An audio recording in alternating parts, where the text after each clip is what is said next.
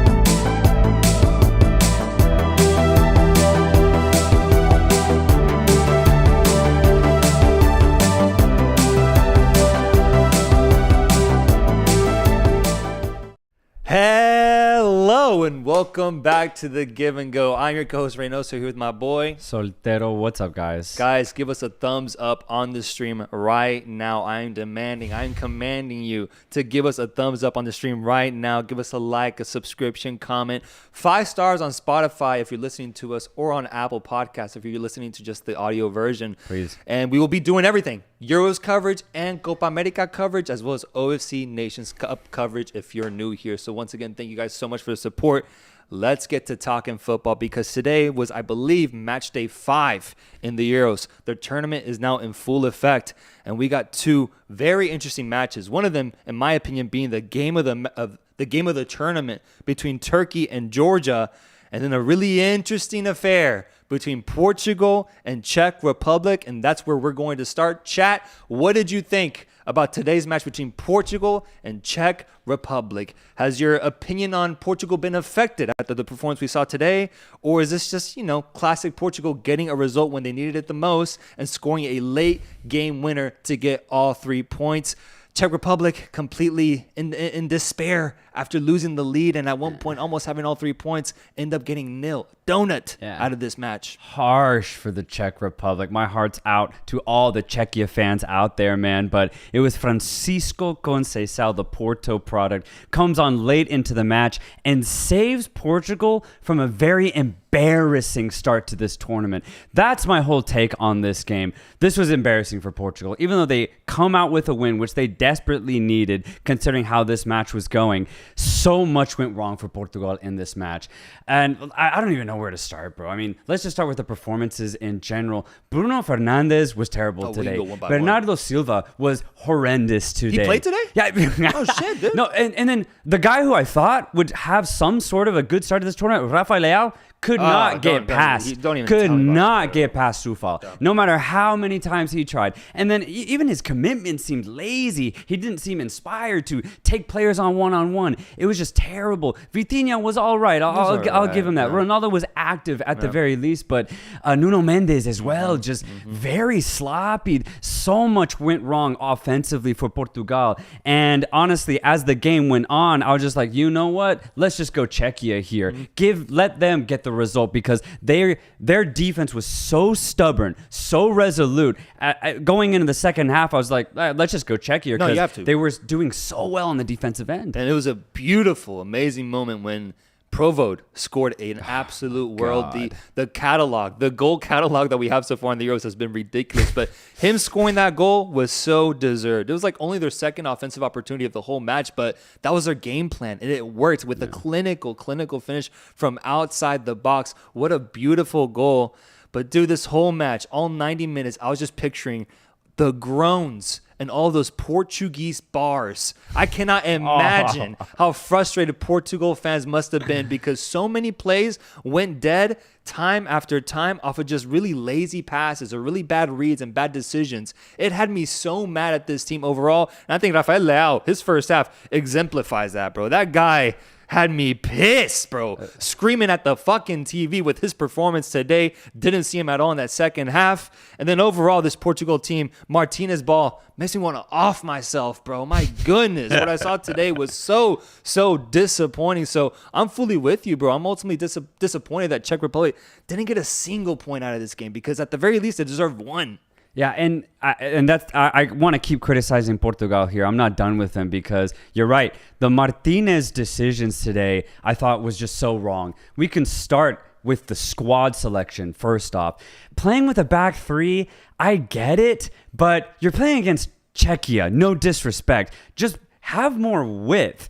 João Cancelo and Nuno Mendes didn't know when to go up. They didn't know when to track back. They looked lost out there. And then only having a front two with Ronaldo and Rafael Leao, Bernardo Silva and Bruno Fernandes didn't know when to join them and provide width for Portugal going forward. So it was just really weird offensive scheme for Portugal. It didn't work. And then the subs. Where were the subs, man? He waited, 20 minutes into the second half to bring on somebody? Yeah. And it was clear that Portugal needed something else going forward, but he just waited so long. And then there were subs in the 90th minute. I just don't know what was going on for Roberto Martinez in general in this match. I think he got it pretty much all wrong from the beginning. Yeah, he got away with that 89th minute sub with Conceicao being the one scoring the game winner, so I'll give him that. But everything else, bringing on Jota and then Inacio, I thought was really interesting. No Joao Felix in this game.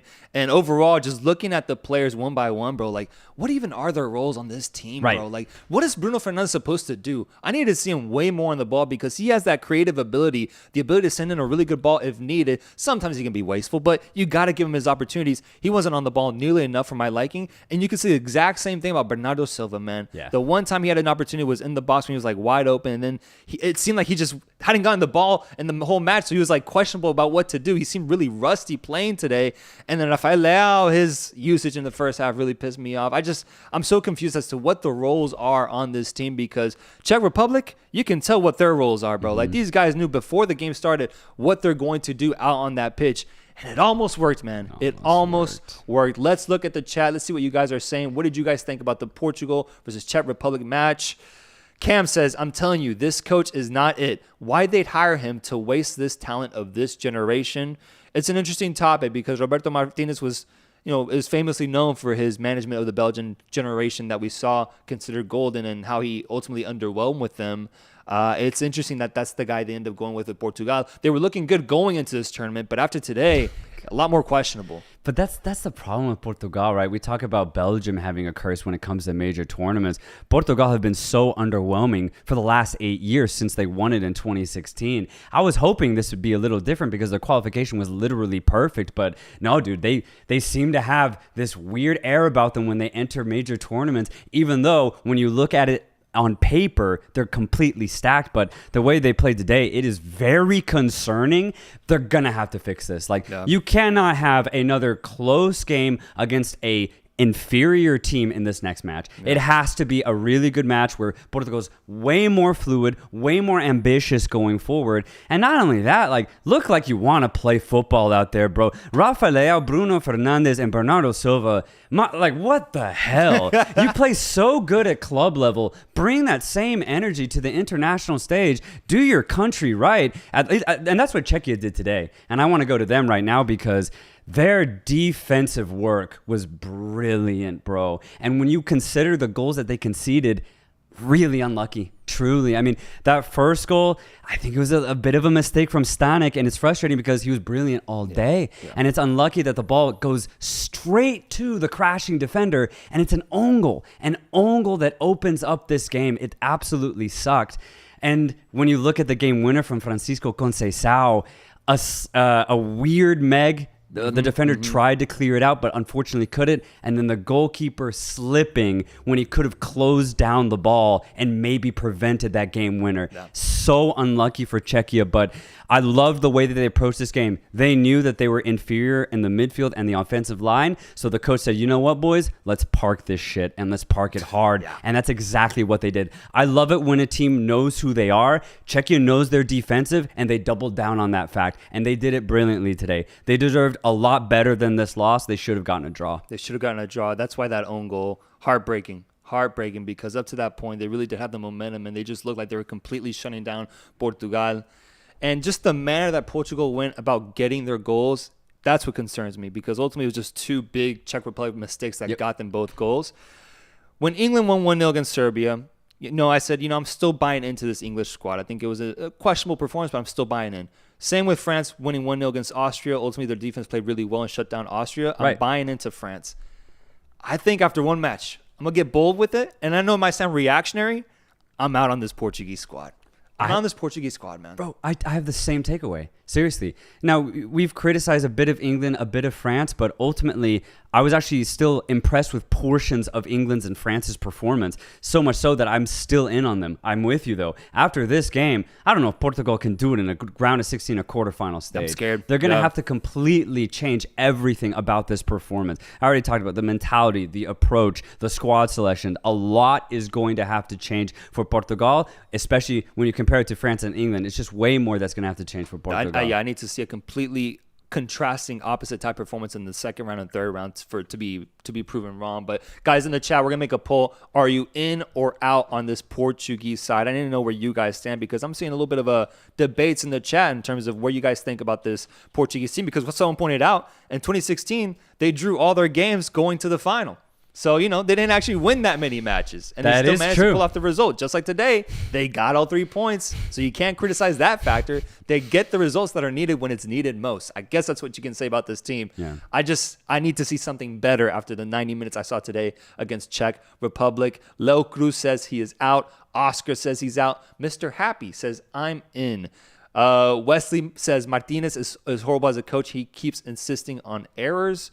Hess Jaber says, no way, bro. It's way too early. It is early, and I understand that. It's very reactionary, but I just think the elements, the context of how they played today, it really is concerning. For me, it's two massive Czech Republic mistakes that end up gifting the game to Portugal. So I actually am harsher on Czech Republic's defense than I am praising Portugal's offense after what I saw. The poll says 59% are in, 41% are out, with 41% joining the Reynoso Soltero side. The rest will be back to it, because I want to see how this team does in the future stages. But for now, really interesting performance, and Czech Republic ending with 0 points. Yeah, and just to end on some sort of positive for Portugal, it is that. The fact that they have so much experience. I mean, Pepe at 41 playing as an outfield player is 41! Nuts, bro. That is insane, but I mean, he looks completely fine out there, right? So there's a lot of experience in this side. Obviously, you still have a player like Cristiano Ronaldo, who in the biggest of moments does not shy away from them. So you have this going forward. You just mentioned that 2016 run. It's still here for Portugal. I'm just saying, if Portugal play in England, if they play a France, if they play a Germany, I'm not picking Portugal 100 times out of 100. So that's kind of the point here. Yes, obviously there's still a good squad, but that's why ultimately I'm saying out, and I'm guessing that's why I'm saying out as well. But Yeah, I mean, I guess I can say they did tire out Czechia, right? The last 15 minutes, maybe you could say Czechia made their mistakes because they were getting tired, right? If you consider how much possession Portugal had in the final third, that is a positive, right? Portugal didn't give up on the game. So it's still there for Portugal to have a good tournament. But my God, man, I just need to see better individual performances specifically. You know, and actually the theme of this first round, I need to see better performances from the established stars in Europe, because you could go Rafael Leao, Bernardo Silva, Bruno Fernandes, even Ronaldo. Phil Foden, Kvaratskhelia, Lukaku, De Bruyne, Mbappe. Yeah. Like the list is actually long. The guys that have actually been stepping up are the youngsters, man, the wonder kids. And we saw that in the Turkey-Georgia matchup. But before we get to talking about Turkey, I want to acknowledge some of these super chats that we have. Let's see what the chat has been saying. Hus Jaber starting it off at the very top, please, with sus performance. They need to change the lineup. Hus Jaber, more like sus Jaber, as I completely agree with you, bro. Really sus performance. I'm interested to see how Martinez approaches mixing up the lineup next time around, or if he just gets stubborn with it and keeps the same lineup. Danny Trifoy says, I really think Czech lost composure the last 15 minutes. Completely agree. Yeah. And Czech Republic lost the game more than Portugal won. 100%. I agree. 100%, man. 100%. Hus Jaber, welcome to support the Give and Go. Thank you, my Hus. friend. Thank you, brother. And guys, make sure to send us any chats that you have. If you want to send us a super chat and support the show, they are always welcome. Thumbs up on the stream, because we're about to talk about Turkey versus Georgia. Thumbs up on the stream. Chat, let me know, what did you think about Turkey versus Georgia? My because God. to me, this was the game of the tournament. I had chills throughout this entire match, and even afterwards, the buzz I had me so happy, bro, because this game encapsulates the beauty of international football, man, with Turkey ending up winning 3-1. But, you know, wonder goals from the fullback Muller, I believe is how you say it, and then Arda Guler with the goal of the tournament. Man. Oh, my God. And then Georgia fighting back, clawing back into the game, responding after going down 1-0, and then going for it at the very end, hitting the post, and then forcing one of the Turkish defenders to have a goal line save. And then on that corner kick, Mamardashvili going all the way up to get a goal. And then that's when Turkey finishes the game off on an incredible atmosphere. And I believe Leipzig or Dortmund Stadium. It was Dortmund's. It was Dortmund. Dortmund Stadium.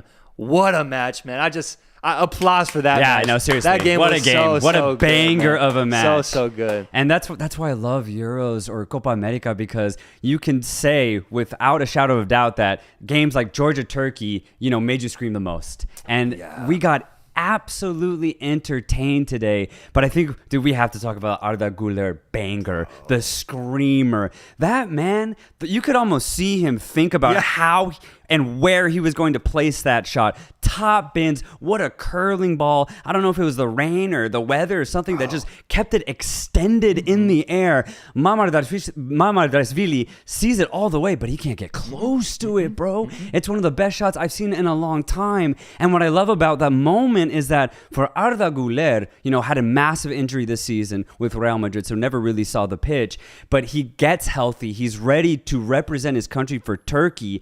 And not only that, there's pressure on him to perform because of his age, because of the potential talent that he possesses. And he takes the moment completely, bro. Completely. When Turkey, Georgia are tied, it's 1-1 in the second half. Turkey knowing that they need to get 3 points against the lowest ranked team in the group. It's Arda Guler who shows up. And what a, you know, bone-chilling, just absolutely insane moment that we got to witness with Arda Guler. It just hats off to him, bro. Hats off, bro. I just can't believe it. It's what the Bible warned us about. This is greed. Real Madrid having Arda Guler in their arsenal. Oh my God, dude! I gotta start booking my ticket to Turkey soon, man. If I want to get a discount. What a beautiful goal! What a beautiful goal, man. A moment of brilliance. He's the real deal, man. Yeah. He's the real deal. And as I mentioned yesterday, I really only seen him play like bench minutes for Real Madrid or playing against weaker sides or once they had the title secured. He really didn't have a big, you know, moment, iconic moment in his first year with Real Madrid. And that's understandable because he's very young and it's a stacked lineup. But with Turkey, bro, it's him and the other 19-year-old that I didn't really know about until today, Yildiz, who plays at Juventus. Bro. Both of these boys, bro, on opposite sides of the wing, put in a great performance today, and Guler getting that goal, bro, is just so It's so perfect. It's so perfect, and it's exactly what Turkey needs because they have these electric forces on both sides of the flank that are capable of these moments. And the crowd, the way the camera shook when they scored the goal, bro, reminded me of FIFA after I conceded a 90th minute goal, bro. Like, oh my God, the flashbacks I got. Yeah. But it was a beautiful, beautiful moment. This dude's the real deal. And as I mentioned, it's the wonder kids that are stepping up in this tournament with Arda Guler just scoring an absolute rocket. And what's crazy is there is an argument to be made that it wasn't the best goal of the day, with Muller scoring an absolute rocket of a goal. But that also had equally as good of technique on it. Top bins off of a volley, bro. Amazing goal, too. A gorgeous volley, man. Doesn't let it hit the ground, and he puts the perfect slice on it to just pull it a little wide right inside the post. A beautiful goal from Mulder. Mulder. Yeah, I keep saying Muller. It's Mulder. The beautiful goal, man. But for Turkey in general, I love the way that they started this game and obviously the way that they ended it. The way that they approach the game is really interesting. It's a lot of crosses, and I think it's really good because they have a really good left back, Karagioglu, who goes up and down for 90 full minutes and does not seem to run out of gas. It's a really cool feature that this Turkish team have. And then on the other side, to provide crosses, you have a guy like Hakan Çalhanoğlu, who literally makes a living crossing a ball into that box. So Turkey play a really fun type of offensive football, and then you add in the components of Arda Guler and Yildiz on the other side. It's brilliant to watch. I really like Yildiz too because he's not really an out-and-out winger like Guler is. He's more of like a hybrid winger who can come in centrally with Barish and overload the box. So that's why I like to put in a lot of crosses, and it allows Karagioglu to get really high up on that left-hand side. So Turkey play a really fluid style of football when they get going, and I'm glad we got to see that in this match against Georgia. It's why it was probably one of the best games we've seen so far. One of the best games by far. I like what Burke said here, the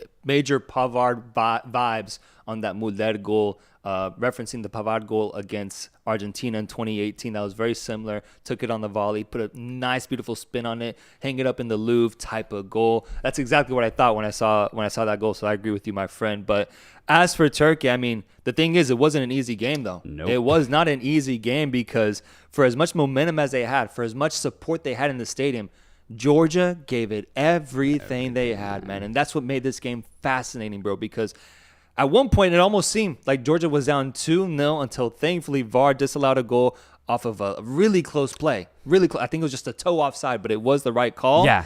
And Georgia got back into the game in the same half with, who was it scoring the goal? Kokorashvili's assist, and then I can't say the name, man. Mikal Tadze, right? Mikal Tadze, yeah. Scoring a beautiful, cheeky, squeaky goal into the bottom right corner to tie it. And then these scenes were amazing. The scenes were first incredible. goal for Georgia in the Euros. Yeah, and I thought at that point that this was just going to become a goal fest for Turkey because, as you said, they almost went up 2-0, but the goal was correctly called offside. And I was wondering if the moment was going to be too big for Georgia, right? Knowing that they're the lowest ranked team at this tournament, knowing that they barely got to the Euros in general, I was wondering if Turkey was going to ultimately overwhelm them. But when they got back into the game, Georgia looked absolutely fine. They settled down really well. Once they got the equalizer, you could actually say for a large portion of that second half, it was actually Georgia who had the better portion of the match, specifically in that second half, because once they started combining, bro, their ideas. And we kind of knew this going into this match. Georgia have a lot of dynamicism in that midfield, especially when you have a player like Kochorashvili to link up with Kvaratskhelia or Mikal Tadze. And Chivikadze, I forget the number 10, probably butchering his name. That dude's involved a lot. I just remember seeing the number. So involved. And there's just a lot of movement when Georgia get going. And we really got to see Georgia's best in that second half. But, bro, the way that this game ended after Guler scored 2-1, Kochorashvili rattling the crossbar after a dirty flick to get it over the Turkish defender. My God, what a moment. And then later on, it was Kochorashvili again colliding with Mikal Tadze. Just miscommunication, and they both put each other off. The ball goes wide. And then in stoppage time, last chance. That crazy chance, ultimately a Turkish defender's head gets in the way off of a bobbling shot. Georgia unlucky. Let's be completely honest. Turkey played a great game, but Georgia deserved the draw in this match. Turkey, honestly, I don't think did enough to win it. I'll be honest. Yeah, I mean, 3-1 looks way different than what the match actually was. This should have been 2-2. Should have been 2-2. This should have been 2-2, and both sides would have left this game happy, I think, because of the performance that we saw from both sides. But that post, man, that set piece, I think it was from Cavaradona, hitting the post and then rebounding and then the crazy goal line save. It's football at its finest, but it's also football at its cruelest, man. Cruel, man, for Georgia to not get a point out of this match. But then that brings me to the next question that I want to ask the chat here is, where do we stand on Turkey as a dark horse? Because let's take some things into account. I'm hearing this word thrown around a lot now regarding Turkey, in the sense that a lot of people feel they finally arrived, because they're always claimed to be a dark horse, but they disappoint. But this time around, starting off the tournament like this is really good, but they did face off against Georgia. Yeah. One of the weaker teams, if not the weakest team in the Euros, at least by FIFA ranking.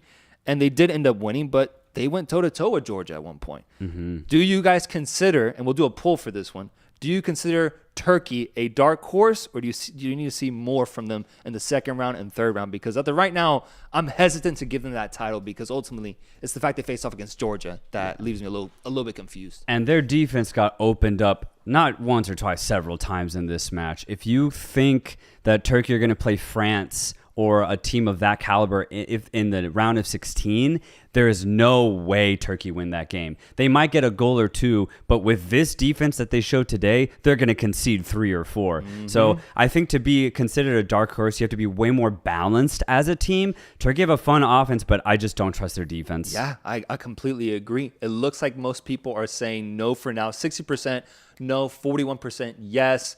Oscar says yes. Adrian says, I hope Romania is going to be the dark horse. They definitely could be. Suyog says Austria is the dark horse. That definitely is still in the works as well. Michael Talks Football says Georgia-Turkey was pure football. Insane game. I can hear my boy Michael saying that right now, dude. Insane game. Absolutely loved it. And I'm interested to see your reaction. Guys, go subscribe to Michael Talks Football. That is our boy right there covering this tournament.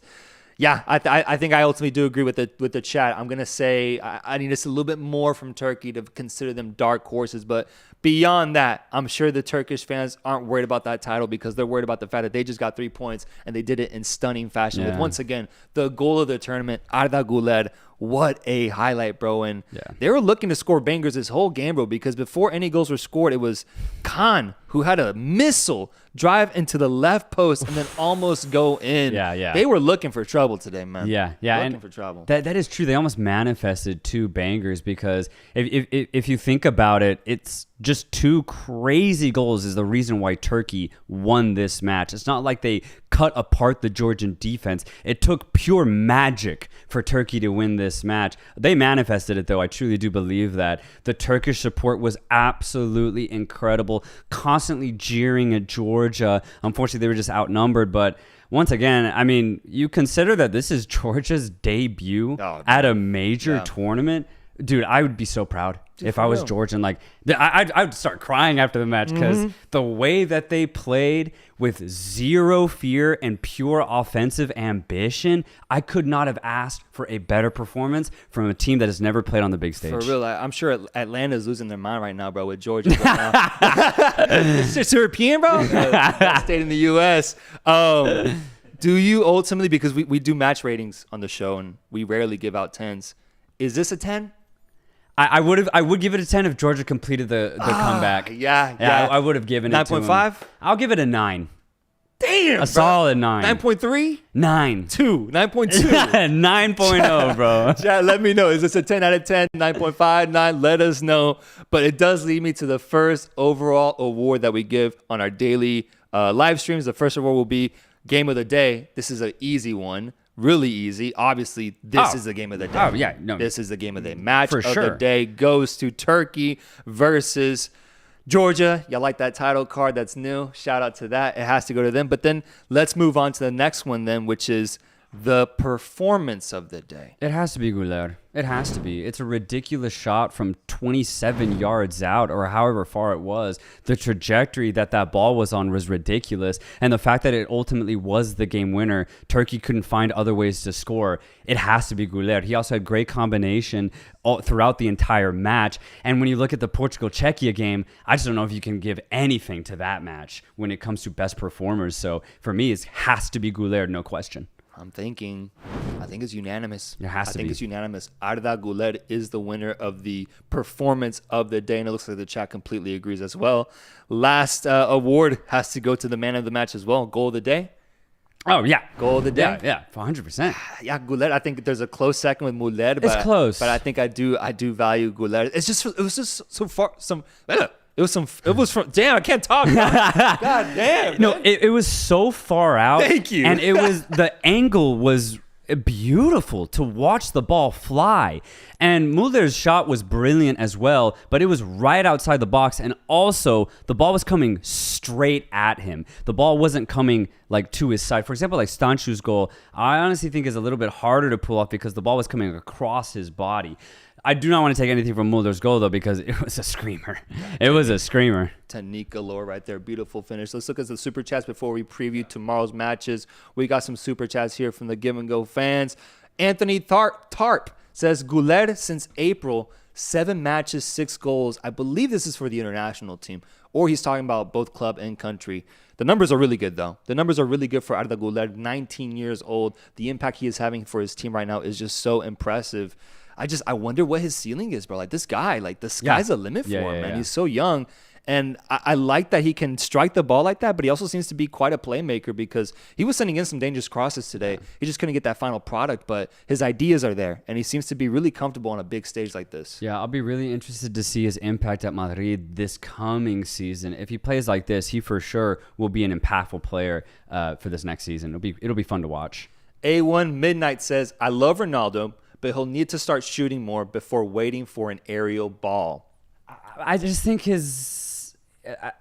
the way that Ronaldo has transformed his game has been way more of a receiver rather than a generator, you know? Obviously, when he was younger, he could dribble, he could pass, he could run 50 yards like it was nothing. But now he has to stay way up higher up the pitch and wait for balls to come to him. It's just due to age. I think it's just the reality of things. So Ronaldo, I don't think you're going to see that from him. You're going to see him just waiting for balls to come over the top to him. Yeah. The Hitman says Portugal deserved the win despite slow as fuck.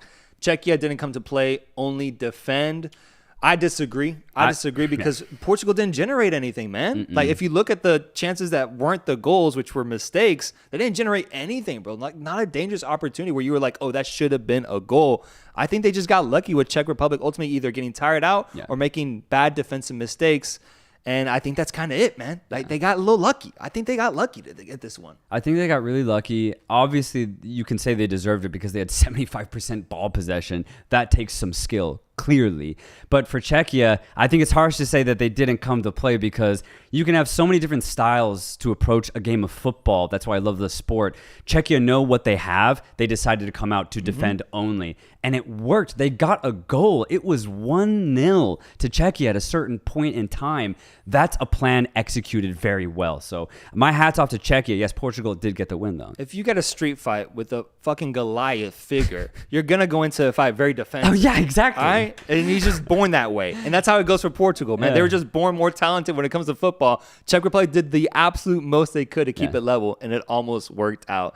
Lastly, Ant says, Reynoso, you're not getting away. I said it looks like Reynoso's hairline is on its way to Turkey.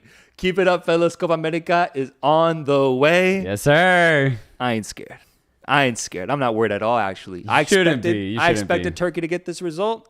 I still think they're going to face off against France in the round of 16, and things will get taken care of. And even if they don't, I think things will get taken care of. So I'm not even worried in the slightest. Ultimately, it's Georgia, a team we projected to get 4th place in this group. True. That's why I'm not worried yet.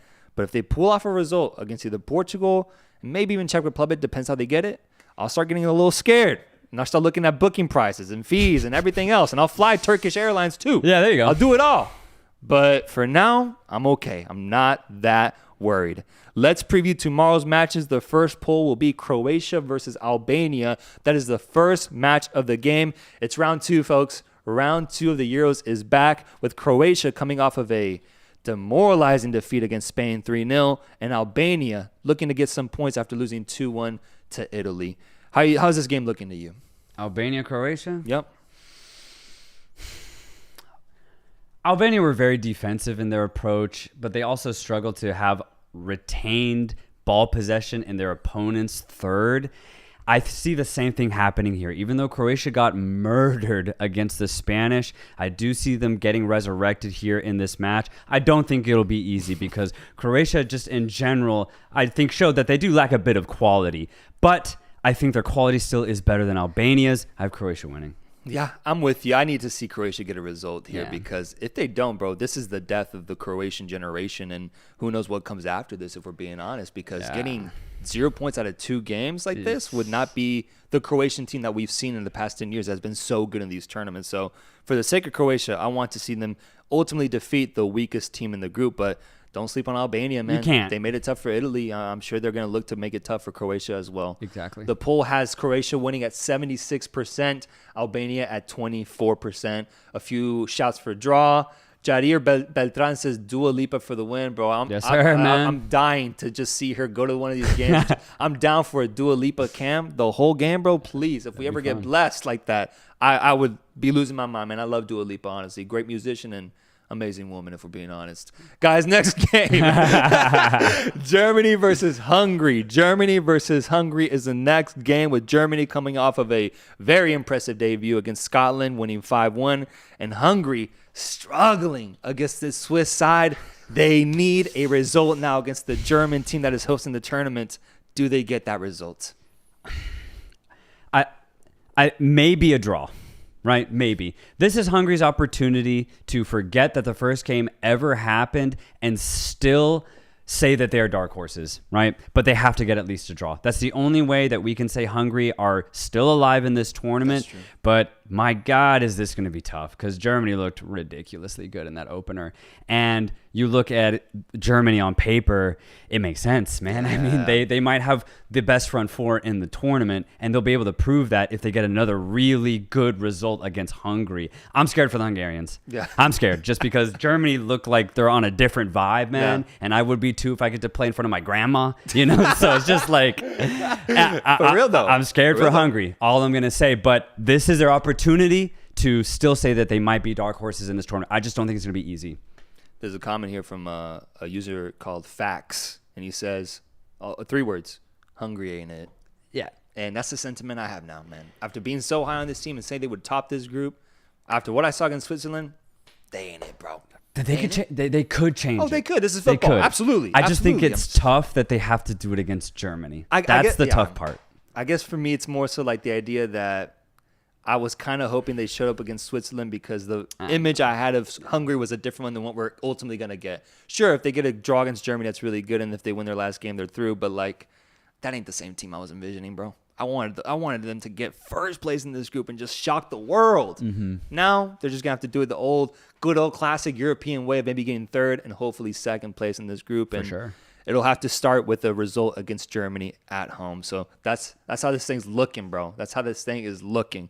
Chat has it at Germany winning at 90%, Hungary at 11%. Yep. Yeah. That's how it's going to look. I mean, I think it's going to be a goal fest. I'm going to be honest with you. That'd be fun, though. I would look personally, I would actually love a Germany 3-0, 4-0. Like, my God. Dude. But, I mean, Hungary might be able to show up, maybe. Germany. But I just have Germany winning. Germany and Spain, I would say the 2 most convincing teams after the first round. So, for sure, I would love to see them just repeat that performance. Yeah. Last game of the day is Scotland versus Switzerland. Scotland versus Switzerland. Scotland coming off of a terrible defeat to Germany, and then Switzerland coming off of an impressive victory against Hungary, ending their dark horse narrative. Switzerland might have a shout for dark horse now in this tournament with the way they played in that match, and they looked really, really well, winning 3-1, I believe, ultimately.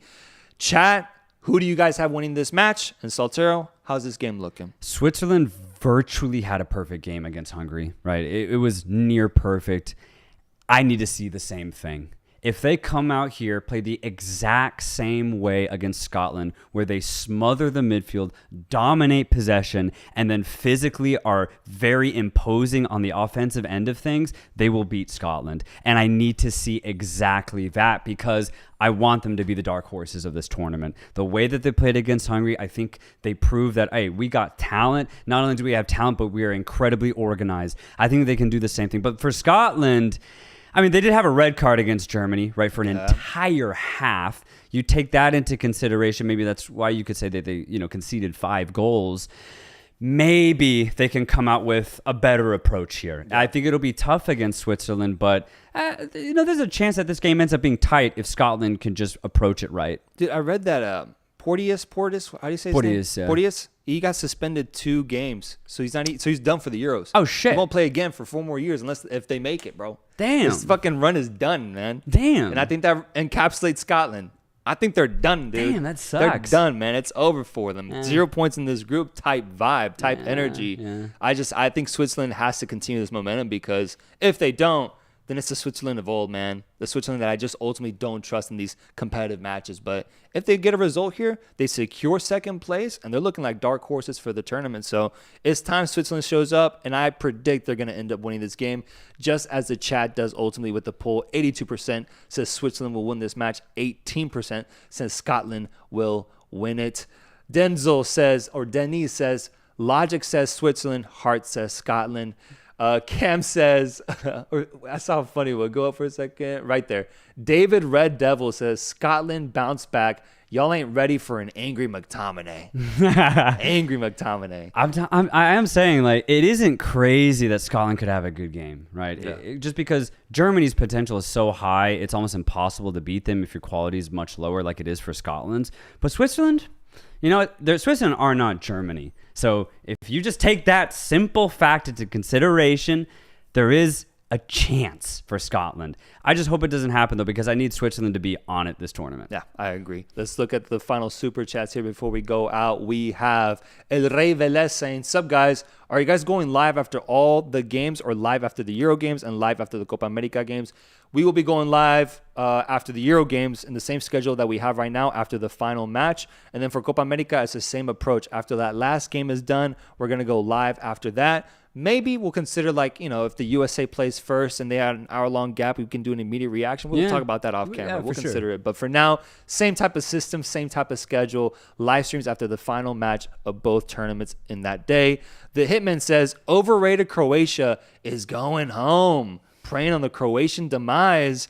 I would love to see the scenes of that, man. I'm not going to lie. That would be crazy. I just think it's tough to ask Albania to score a lot of goals. And Croatia don't have a terrible defense. I just think Spain was that good. Yeah, no, Spain is good. Spain is really good. Ant says, I think we'd all love a give and go watch along. Absolutely, guys. We're trying to figure it out. It's a technical thing for us because we want it to look really good as this show looks already. Yeah. And so we're trying to figure out a solution for that. Can't make promises right now. I know I said earlier that we would try to figure it out, but for now, we're trying to figure it out. We'll see if we can make it happen, but for sure, watch-alongs would be super dope. Yeah, it's just tough, guys, because of all copyright, obviously. We can't get any audio in, so it's tough to get our setup just right. It's easier if you have like a webcam type of setup because you can just have headphones on and then you can just talk into a mic. But for us, we like to have a whole basically studio setup for a watch-along, but we just don't know if that's going to be able to happen this summer. Yeah, guys. It's just tough. Well, stay put. We'll try to figure it out. For now, guys, thank you so much for watching the stream.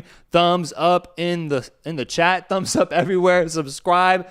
And let us know what you thought about today's matches on your way out. Thank you guys so much. We'll be back tomorrow to recap all 3 matches in the Euros. Sir. Till next time, guys. Peace.